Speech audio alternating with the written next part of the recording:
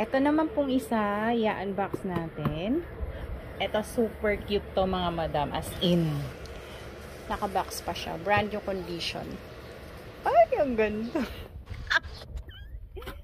Napakamahal na kuha to. Diyos ko, Diyos mio. Ang ganda. Mini. Oh, look at the beauty of this bag. Mga madam, para siyang para siyang BB Boo. Pero mas maganda siya kay BB Boo. Ganda ng combination, black and cognac. Ito po yung mga bago ni MCM. Brand new to mga madam. Bago. Kasama to sa pabitbit. Ayan, naka-plastic pa yung kanyang plate. Naka-plastic pa ang plate niyan.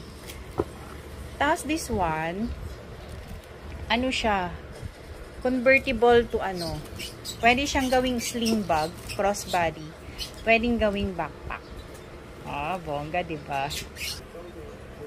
Tara, kalikutin natin siya. Ang cute, oh.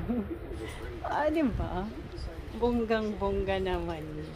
Super ganda. Yung hardware niya mga madam is, ayan, para po siyang matte finish na black. Matte finish black. Tapos, makapal na strap to. Guitar strap yung kanyang strap. So, dito pwede siyang gawing sling bag. Then, meron din siyang kabitan dito for backpack. So, ayan po. Ang cute nito. Ganda-ganda. Brand new condition si ating mini backpack. So, nothing to explain. Cooler. Napakaganda. As in, napakaganda. Ito po yung kanyang bucket. Talagyan ng candy and coins. Hindi ko natatanggalin yung papel.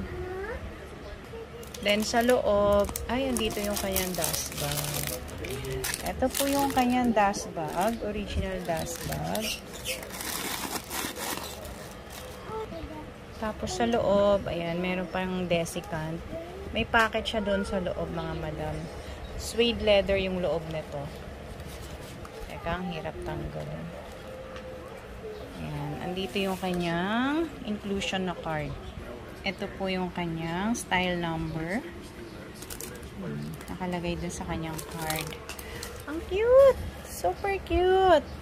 Super duper cute. Tapos yung kanyang etiketa, andun po sa loob.